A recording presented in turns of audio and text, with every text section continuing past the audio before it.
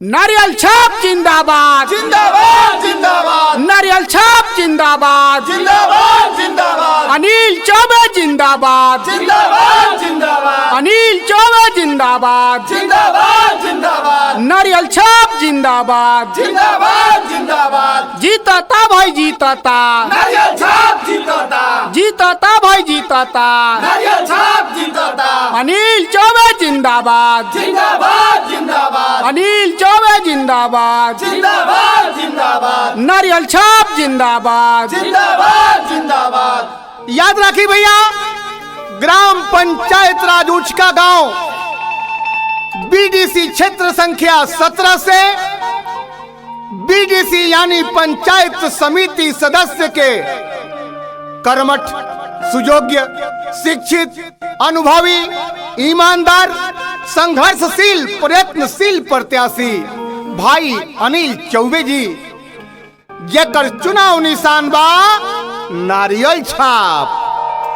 हाँ भैया, हो काका, चाचा, चाची, नूनू, इया, बाबा, फुआ, भैया, भाभी, सबका से आग्रह बा कि ये नारियल छाप के भुलाए के नहीं खे। यह नारियल छाप अब की रौरा क्षेत्र संख्या 17 के चहुमुखी विकास करावे वाला बा।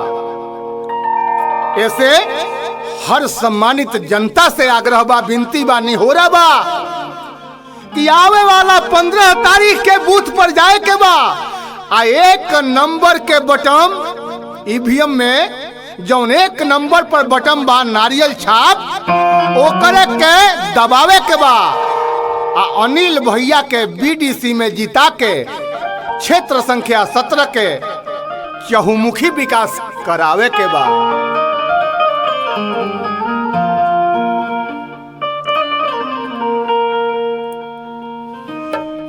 अरे चौबे अनिल जी के, चौबे अनिल जी के बीडीसी बनाई जी, चौबे अनिल जी के बीडीसी बनाई जी।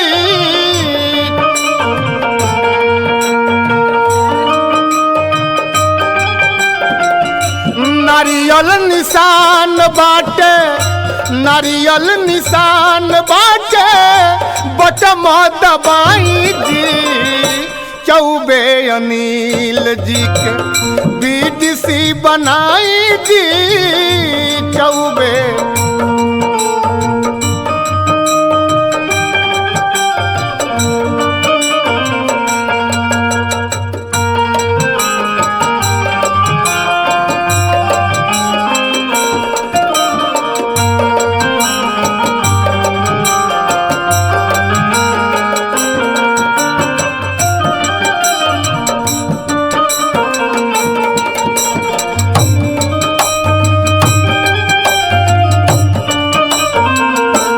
हाँ भैया, भूलाए के नहीं खे, भूले के नहीं खे, जे भूलता ओकरो के बतावे के बा कि नारियल छाप पर ही बटन दबावे के बा। अनिल भैया के साथ दे के उनकर हाथ मजबूत करके अब की बीडीसी बनावे के बा। पंचायत राज उचका गांव बीडीसी क्षेत्र संख्या 17 के चहुमुखी विकास करावे के बा।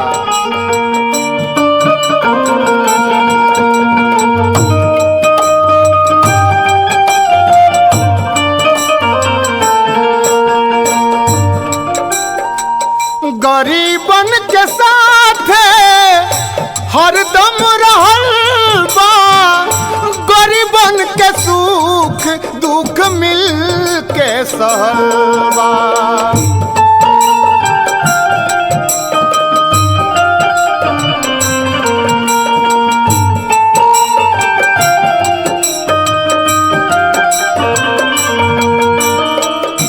चौबे अनिल करी है, चौबे अनिल करी है, सब कर भलाई जी, चौबे अनिल के ही बीडीसी बनाई जी, चौबे।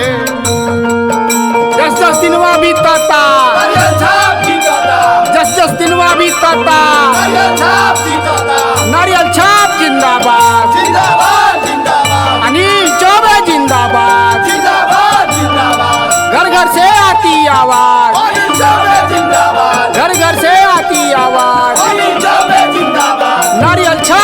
जिंदाबाद जिंदाबाद जिंदाबाद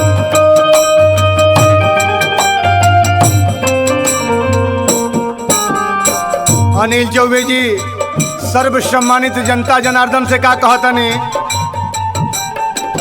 होइया नया कहवा चुप नाही रहब जनता के सुख दुख मिली जुल के साहब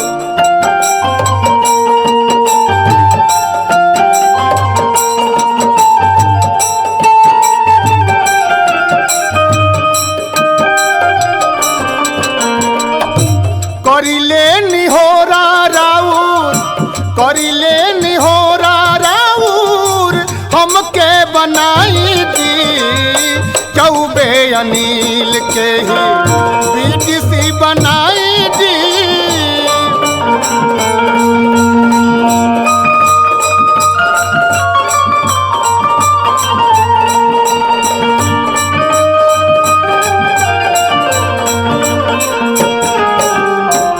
याद रखी भैया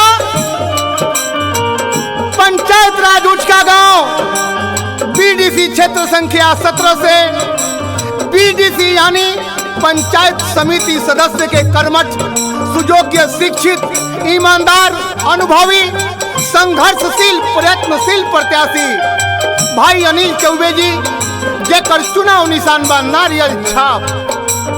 हाँ भैया भूले के नहीं खे ईवीएम के क्रमांक संख्या 1 पर अंकित बा जौन सबसे ऊपर बा।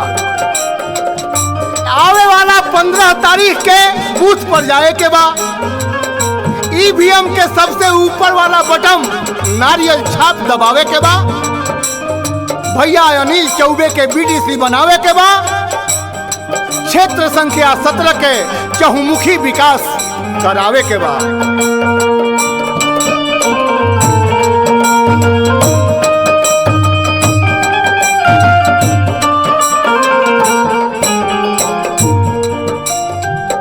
एक नंबर पर बाटे नारियल निशान जी सब बाटे इनका खातिर एक समान जी।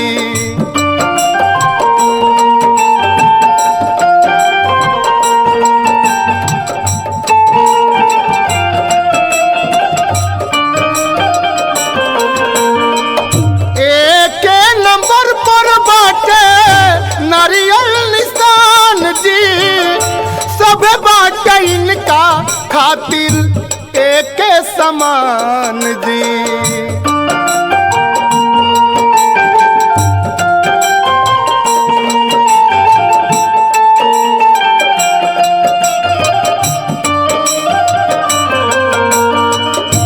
देके आशीष यापन देके आशीष यापन बीडीसी बनाई जी चौबे अनिल के ही बीडीसी बनाई जी चौबे।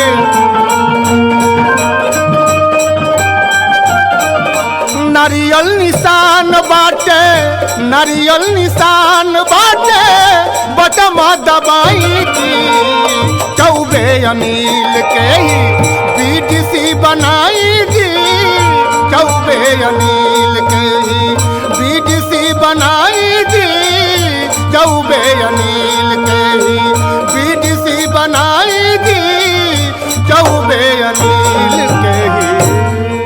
हमारा बटन कहाँ दबेगा नारियल वाले छाप हमारा बटन कहाँ दबेगा नारियल वाले छाप हमारा बटन कहाँ दबेगा नारियल वाले छाप नारियल छाप जिंदाबाद जिंदाबाद जिंदाबाद नारियल छाप जिंदाबाद जिंदाबाद जिंदाबाद अनिल चौबे जिंदाबाद जिंदाबाद जिंदाबाद।